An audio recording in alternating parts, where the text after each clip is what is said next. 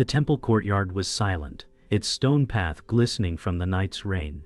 When Master Hiroshi declared that David had lost his way, the words fell like thunder in the calm morning air. David's breath caught, his chest heavy with disbelief. He thought he had walked faithfully, bowing, chanting, meditating, yet doubt now spread like wildfire through his heart. Master Hiroshi said, "The sand shifts, and so must you."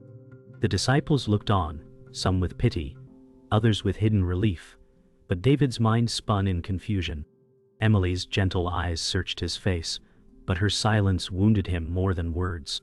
Thomas smirked in the corner, his skepticism unveiled, his voice dripping with disdain as he muttered, "At last the truth surfaces." David turned toward the master, his voice breaking. "What path have I strayed from?" Hiroshi's gaze was unshaken, his voice calm. "The one you cling to."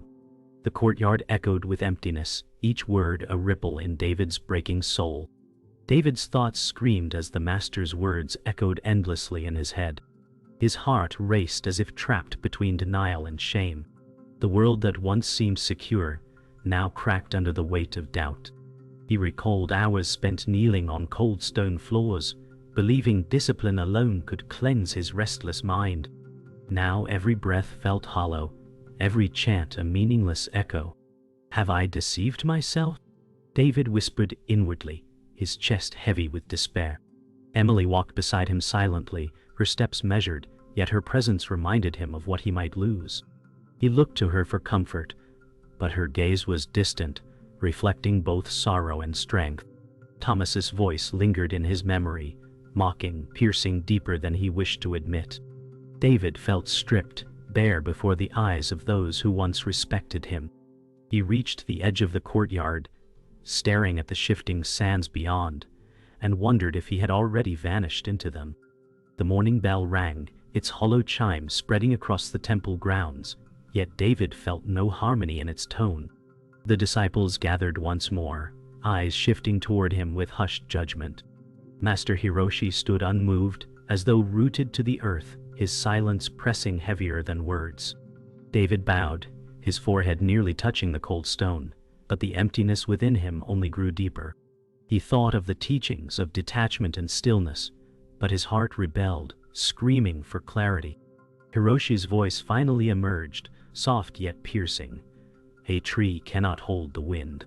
David's head lifted, confusion clouding his features. The cryptic words stirred anger within him, for he longed for answers, not riddles. Emily's hand twitched as though she wished to comfort him, but she held herself back, leaving David to drown in solitude. The silence that followed was unbearable, stretching like an eternity across the courtyard.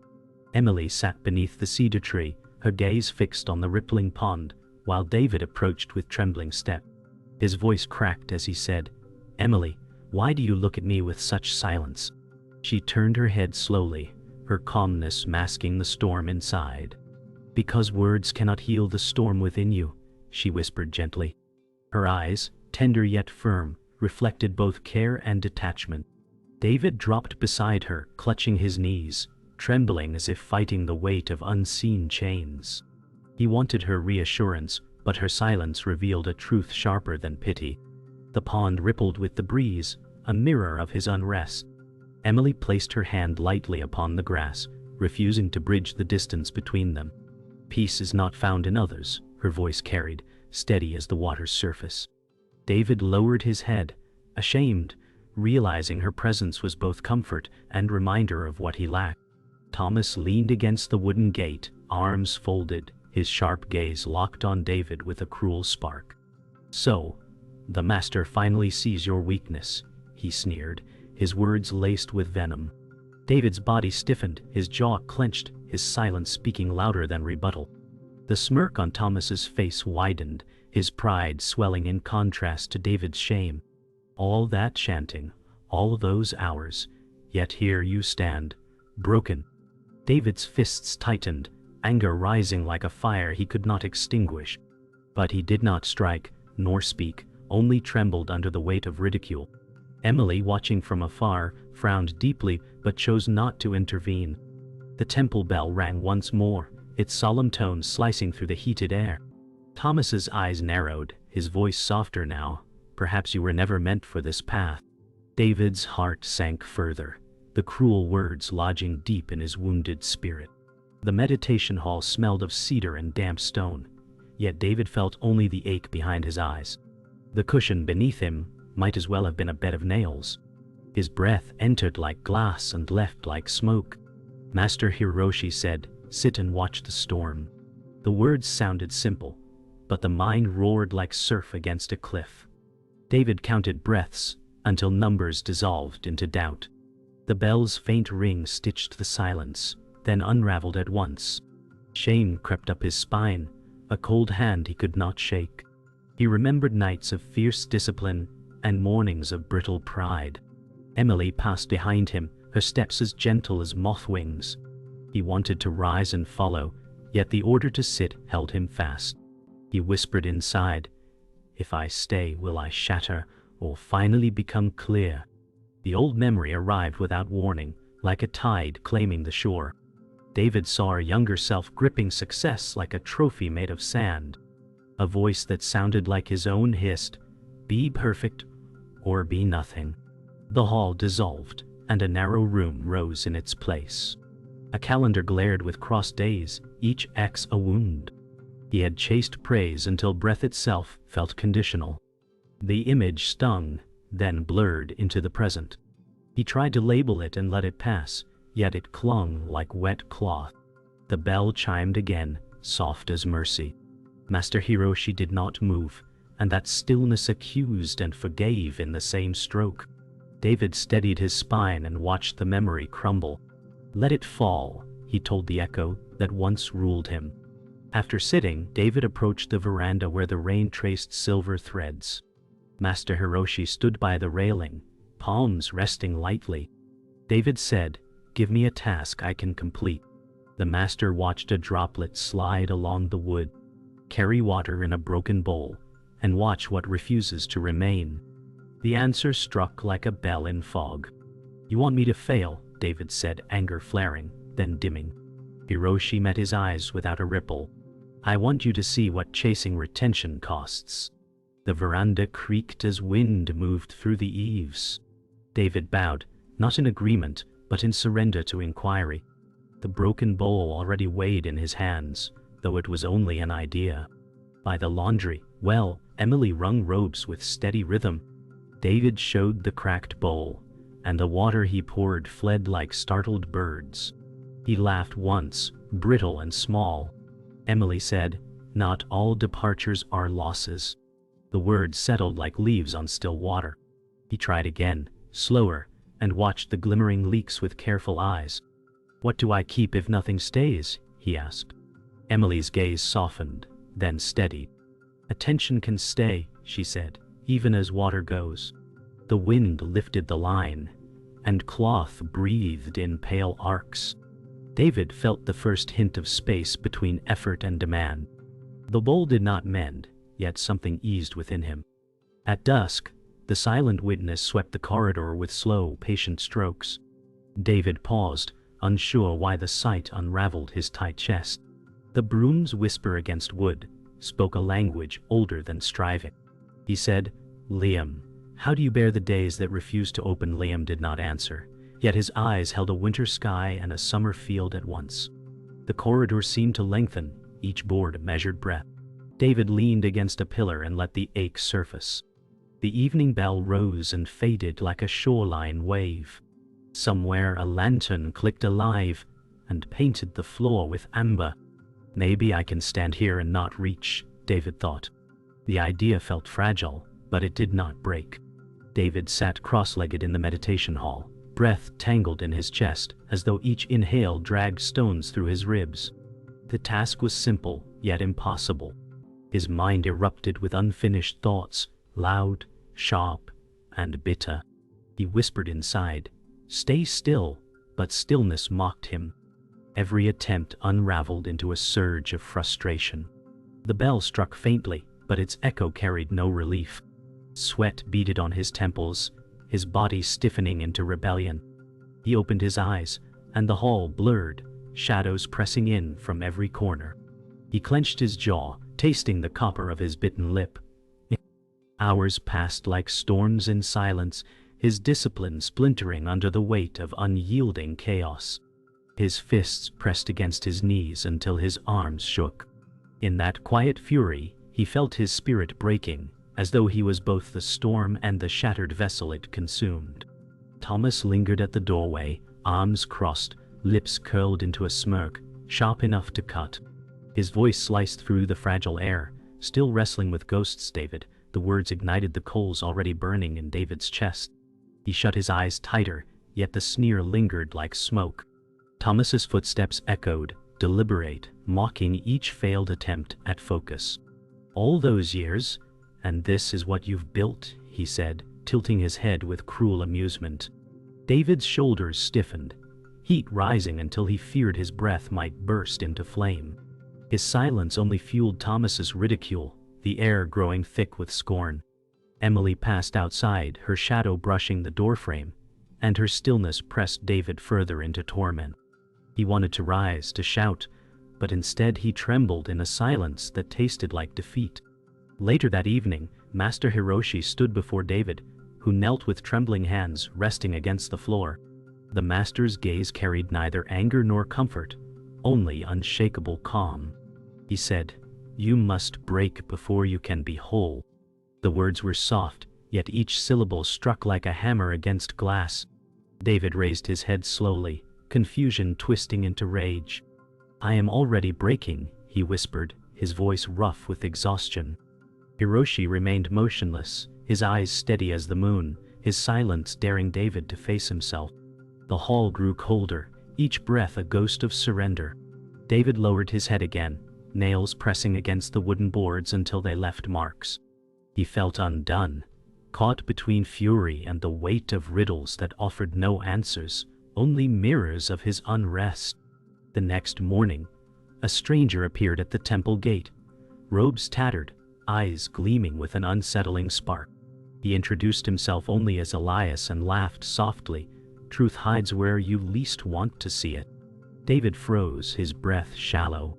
The man's riddles fell like stones tossed into a pond, ripples disrupting the fragile surface of David's thoughts. Elias leaned closer, voice low. "When you chase silence, it runs. When you run, it waits." David's chest tightened, torn between anger and fascination. Emily glanced at the figure warily, sensing a storm wrapped in skin. Master Hiroshi remained distant, offering no acknowledgement, as though this visitor was a passing cloud. Yet the words lingered, burrowing into David's mind like seeds, demanding growth through disruption. As dusk fell, David collapsed in the courtyard, chest heaving, eyes burning with unshed tears. The weight of riddles, mockery, and failure pressed him into the earth. He clawed at the ground, whispering, "I cannot bear this." The wind carried the scent of rain, brushing his skin like cold fingers. Shadows stretched long, swallowing the courtyard's edges. He pounded the stones with clenched fists until his knuckles stung. His cries echoed against temple walls, breaking the silence into jagged shards. Emily watched from a distance, sorrow etched into her stillness. Thomas's smirk haunted his memory, while Hiroshi's words burned like coals in his chest. David's voice cracked, raw and hollow. "What must I lose to be free?" The night answered only with silence, leaving him trembling in despair. The courtyard lay in hushed silence, lanterns flickering against the rising night, when Master Hiroshi finally spoke. His words cut through the air with calm weight. "Your suffering is not the bowl, not the failure. It is your grip upon them." David's breath stuttered, his body stiff as though struck by invisible force. His eyes darted to the cracked vessel at his side, water dripping steadily through its wounds. Shame mingled with sudden clarity, a light too harsh to ignore. "Then it has been me all along," he whispered, his throat dry. Hiroshi's expression did not soften, but his stillness became a mirror where truth glimmered. The world seemed to tilt, as if his very foundation trembled beneath the revelation. Emily's shadow lingered at the veranda, her gaze filled with sorrow and hope, while David's heart cracked open, realizing he had been chained not by loss, but by clinging. David walked alone to the inner garden, where gravel paths wound like pale rivers between moss and stone. Memories returned like restless ghosts, each one a grasping hand pulling him backward. He saw himself in the city, chasing admiration, clutching every fleeting nod of approval. Each face he recalled dissolved into dust, leaving him hollow. His chest tightened, but he could not turn away. "These shadows are mine," he whispered, the words trembling. The moonlight stretched over him, pale and unforgiving, but its light revealed, not condemned. He realized his hunger for recognition had bound him more tightly than any robe or vow. The garden's silence pressed against him, demanding honesty he could no longer deny. He exhaled, letting the memories scatter across gravel like wind over sand. And though his eyes stung, a strange calm whispered at the edge of his despair. The shadow emerged that night, not as a stranger but as David's younger self, eyes bright with ambition and jaw clenched with pride. The figure stood in silence, yet the weight of accusation pressed into David's chest. His knees buckled, the air thick with grief and shame. The shadow's gaze said without words, "You abandoned me for perfection, and now you hate what remains." Tears burned as David whispered, "I carried you like a wound, never healed, never released." The figure reached forward, dissolving into fragments of light that stung his vision. David collapsed onto the gravel, palms against the earth, breath tearing free from him. The night seemed endless, but the silence held no cruelty now. Instead, it asked him to see, to forgive, to finally let go of the ghost within himself. The following dawn, Emily sat by the pond, her reflection wavering upon the ripples, when David approached with trembling steps. He lowered himself beside her, eyes swollen but clear. She looked at him gently, then turned her gaze back to the water. "I have carried scars too," she admitted, voice soft, steady as the breeze. Her hand touched her chest lightly. "I learned that peace is not absence of pain, but its embrace." David's throat tightened as he listened, feeling her words rest inside him like stones grounding a restless current. For the first time, he saw her not as a refuge, but as a mirror, reflecting his own struggle. He whispered, "You remained when I doubted myself." Emily's faint smile flickered, fragile yet enduring, a testament to wounds carried with dignity, not denial. Later that morning, as the temple bells rang, David stood near the cedar tree, the cracked bowl in his hands. He stared at the fractures, seeing no failure, only release. His voice broke into the air. Perfection was the prison, not the path. Master Hiroshi watched from the steps, his silence heavy with approval. Thomas lingered nearby, confusion flickering across his mocking face, as though the cracks revealed something he could not grasp. Emily's gaze held quiet strength, her presence anchoring him. The wind rustled the cedar, scattering needles across the ground like blessings. David lowered the bowl, not with despair, but with reverence. For the first time, he saw its brokenness not as shame but as proof of impermanence, a truth long denied. His shoulders eased, the weight slipping away like water through sand, leaving only stillness in its wake. David stumbled into the courtyard at dawn, his legs trembling as if carrying the weight of countless lifetimes. He sank to his knees, the cracked bowl slipping from his hands onto the stones. His chest heaved, each breath tearing through him like storm winds. He whispered, "I am empty," his voice barely rising above the rustling cedar. Tears blurred his vision, falling freely at last. The silence held him, unbroken, until his collapse became surrender. Shadows stretched long across the temple walls, as the rising sun painted the stones in gold. The echo of Hiroshi's words returned, "You must break before you can be whole." In his despair, he felt something shatter fully, leaving behind not fragments but space. For the first time, the pain did not resist. It flowed through him like water, and he realized he was not destroyed, only stripped bare of illusion. Thomas approached from the veranda, his usual smirk faltering as he saw David trembling upon the stones. His eyes narrowed, unsettled by the sight of brokenness that carried no shame.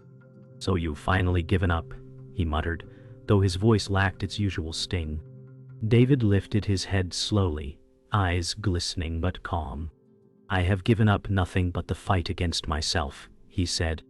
The words caught Thomas off guard, his lips parting but no mockery emerging. A shadow of doubt flickered in his gaze, as though he glimpsed a truth he could not yet name. For once, his superiority collapsed into silence. The wind stirred the courtyard, carrying cedar needles between them. David looked at him, not with anger, but with quiet pity, and that silence pressed heavier on Thomas than any insult could. Master Hiroshi stood at the steps, his robe brushing lightly in the breeze, eyes fixed on David with unshaken serenity. David rose unsteadily, bowing low, forehead to stone, body trembling. "I see now," he whispered, "that the chains were mine alone." Hiroshi's silence lingered, a vast sky into which words dissolved. Then he said softly, "The wind carries what the hand cannot hold." David's chest loosened, tears falling freely, not from despair but from release. The disciples watching felt the shift, their faces reflecting awe and unease. Emily's eyes brightened with quiet relief, her lips curving into the faintest smile. Hiroshi gave no further teaching, for nothing more was needed. The air itself seemed lighter, as if the entire temple exhaled with David's surrender. David wandered into the inner courtyard garden, where moss grew thick along ancient stones, and the pond reflected the pale morning sky. He collapsed once more, though this time not from despair but from release. He whispered into the still air, "I am no longer seeking, only here." The wind stirred the surface of the pond, scattering his reflection into ripples. A deep calm spread through his chest, strange and unfamiliar, yet undeniable. Emily appeared quietly, kneeling beside him, her hand brushing the stone but not reaching for his. She said gently, "You have finally stopped running." David turned his head, his eyes shining with clarity. "I was never lost," he said, "only clinging to the idea that I should be found." For the first time, his voice carried no weight, only peace. As the sun climbed higher, David stood alone in the courtyard, arms hanging loosely, face turned upward to the sky. The weight that had bent his body for years was gone, leaving only stillness. The cracked bowl rested at his feet, no longer burden but reminder. "Peace was never elsewhere," he whispered, his voice steady, as if carried by the wind itself. The cedar swayed, scattering needles like blessings upon the stones. Master Hiroshi watched from afar, his lips curving with the faintest trace of approval. Emily's eyes glistened, though she did not speak. Even Thomas in the shadows lowered his gaze, disturbed by a truth he could not yet face. David breathed deeply, the air cool, the world silent but alive. At last, he was not reaching outward, but standing whole within the moment. David walked slowly through the temple grounds, each step light, as though the earth itself carried him. The morning air was crisp, filled with the scent of pine and damp soil. His eyes no longer searched, but simply received what unfolded before them. The sound of birdsong wove through the silence like a gentle thread, binding him to the moment. He felt no urgency, no weight pressing on his chest, only space wide enough to breathe. Passing beneath the cedar trees, he touched the rough bark, feeling its cool strength. "The world has not changed," he whispered, "yet I am no longer at war with it." The rustling leaves seemed to answer, not with words but with presence. Even the broken bowl, resting in his hands, no longer felt like burden but truth. For the first time, the temple was not a place to strive, but a place to be. Emily stood by the corridor, watching David approach with quiet wonder. She had seen him fight, resist, collapse, and rise again, but now she saw something different, a stillness that needed no defense. David stopped before her, bowing lightly. Emily smiled, her voice soft. "You have found what cannot be taught." He lifted his gaze, his eyes clear. "I only stopped grasping," he said. Her smile deepened, carrying both pride and recognition. For a moment, silence bound them closer than words ever could. The wind drifted through, lifting the hems of their robes, and in that gentle movement, peace radiated. She realized his presence no longer pulled for support, but offered it quietly, without demand. In that exchange, both found their reflections not in struggle, but in acceptance. Thomas lingered by the outer gate, his eyes restless as he watched David pass. The smirk that once defined him faltered, leaving only confusion. David turned, meeting his gaze with quiet compassion instead of rivalry. "You mock because you fear," David said gently, his voice free of anger. Thomas shifted uncomfortably, his arms tightening around his chest as if to shield himself. The words struck deeper than any insult could, because they carried no malice. For the first time, Thomas looked away, unable to hold the clarity in David's eyes. The silence stretched, heavy yet soft, pressing him to confront his own hollow certainty. David did not linger but continued walking, leaving Thomas to face the echo of his own doubt. The gate creaked under the wind, a sound that reminded Thomas of cracks he could no longer ignore. David sat cross-legged in the meditation hall once more, the same place where he had fought so fiercely against himself. But this time there was no battle, only presence. His breath rose and fell like waves upon a still shore. The shadows on the shoji screens moved gently with the passing clouds, and he let them drift without attachment. His mind no longer grasped for silence or rejected noise. It simply opened like a window to whatever arrived. "I am not here to conquer," he thought, "only to witness." The wooden floor beneath him seemed warmer, softer, as though it welcomed his surrender. The bell rang faintly, but its echo did not break his calm. Instead, it joined the breath, another sound within the endless unfolding. For the first time, meditation felt like home. From the veranda, Master Hiroshi watched quietly, his face unreadable yet filled with depth. He saw in David no longer the striving disciple, but one who had surrendered the chase. Emily stood beside him, her eyes glistening, as though she too felt the shift. Hiroshi whispered, "The lesson ends when the student stops searching." Emily nodded, her breath catching softly. David rose from the hall, stepping into the light, his presence steady, calm, untethered. The air seemed brighter, as if the world recognized his release. Even Liam, sweeping silently at the far corridor, paused for a moment, his stillness affirming what had changed. Hiroshi closed his eyes briefly, exhaling as though a long journey had come full circle. The temple hummed with quiet life, but in that silence, a truth more profound than words lingered. David stood on the dunes beyond the temple, where the desert stretched endlessly, waves of sand glowing beneath the rising sun. The shifting grains mirrored his journey, never fixed, always moving, yet whole in every moment. He breathed deeply, the wind carrying grains against his skin like reminders of impermanence. "The sands move, and so do I," he whispered. His heart no longer clung to stillness as a prize, but embraced the flow as truth. For the first time, he felt no fear of change, only gratitude for its presence. By the temple pond, Liam swept slowly, his every motion an echo of eternity. David approached, pausing to watch in silence. The older man did not lift his gaze, yet his presence spoke louder than words. David bowed low, honoring the witness who had taught without speaking. "You showed me what cannot be said," he murmured. Liam's stillness remained unbroken, but the soft rhythm of his broom carried the reply. In that silence, David felt a gratitude deeper than any spoken vow, and he walked away lighter, carrying the weight of nothing. As he walked beyond the gates, David encountered Elias once more. The stranger leaned against the post, eyes glinting with mischief. "Did you find what you were chasing?" Elias asked. David smiled faintly. "I stopped chasing." The man's laughter rang sharp and bright. "Then perhaps you finally caught it." Without another word, Elias turned, vanishing down the road as quickly as he had come. David stood watching, his smile lingering. The encounter felt like a riddle closed, not with answers, but with peace in the not knowing. On the hillside above the temple, David paused, gazing across the valley where fields and rivers shimmered under the afternoon sun. The wind curled gently, carrying scents of pine and earth. He whispered into the stillness, "I am not lost. I am here." The words felt less like a claim, and more like a recognition of truth. His voice faded, but the silence that followed carried the weight of presence.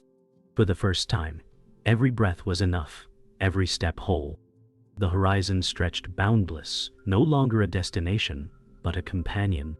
As twilight settled, David returned to the courtyard, standing beneath the cedar tree where his journey of despair had begun. The cracked bowl rested at his feet, glowing faintly in lantern light. Emily stood nearby, her eyes reflecting quiet pride, while Hiroshi observed from the steps, his silence filled with approval. David closed his eyes, letting the night breathe through him. The temple bells rang, soft and final, yet endless in meaning. The world did not change, yet within him, everything had. In the fading light, he stood whole, not seeking, not resisting, simply present, like the shifting sands, forever moving, forever still.